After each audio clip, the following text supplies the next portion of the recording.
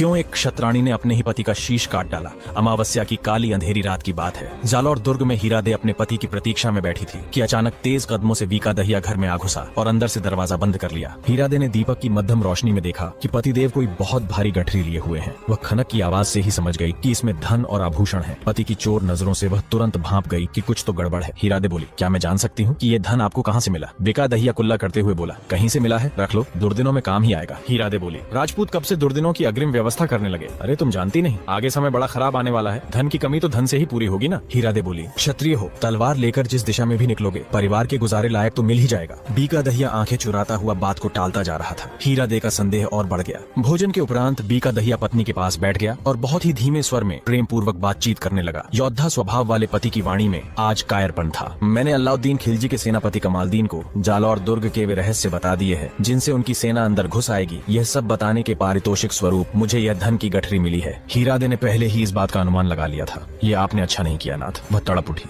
भविष्य को देखो प्रिय, अलाउद्दीन के जीतने के बाद कान्हड़देव का राज समाप्त हो जाएगा और मैं जालौर का नया सूबेदार बनूंगा। तुम राज करोगी। धिक्कार है उस ऐशो आराम पर जो मातृभूमि से धोखा कर कर प्राप्त किया जाता है। ये धन नहीं जहर है जो अपनों को धोखा देकर आप ले आए हैं। हे प्रभु, ये अच्छा नहीं हुआ। वीका दहिया बेपरवाह और मौन दिख रहा था। उसे अपनी पत्नी से यही आशा थी, लेकिन विश्वास था कि वह मान जाएगी। हीरादे बोली, क्या कोई ऐसा उपाय नहीं कि हम इस पाप से बच जाएं? मैं जानती हूँ धन की चमक ने आपको उस समय अंधा बना दिया था, लेकिन अब भी अवसर है आप गलती स्वीकार कर महाराज के यहाँ पेश हो जाए। अपने पति के विश्वासघात को देखकर हीरादे नींद से जाग खड़ी हुई और पास में रखा तांबे का भारी घड़ा उठाकर वीका दहिया के सिर पर दे मारा। जैसे तैसे वह उठने को हुआ कि हीरादे ने तलवार के एक ही वार से अपने पति का सर धड़ से अलग कर दिया। आधी रात को महल में हलचल हुई। दो मशालची और एक सैनिक के साथ महाराजा कान्हड़देव उठकर बाहर आए। उन्होंने देखा कि घूंघट निकाले बीका दहिया की पत्नी हीरादे शांत भाव से सामने खड़ी है और उसके हाथ में बीका दहिया का कटा हुआ सर है। यह दृश्य देखकर कान्हड़देव की रूह कांप गई। सारी बात जानकर धीर गंभीर महाराजा तुरंत समझ गए कि सामने जो देवी खड़ी है और वह जो करके आई है वैसा इतिहास में आज तक न तो हुआ है और न होने की संभावना है। वे झुके और अपने दोनों हाथ आगे करके उस महामानवी के चरणों की धूल अपने मस्तक पर लगा बैठे। माँ भवानी के सच्चे भक्त कमेंट में जय माँ भवानी जरूर लिखे।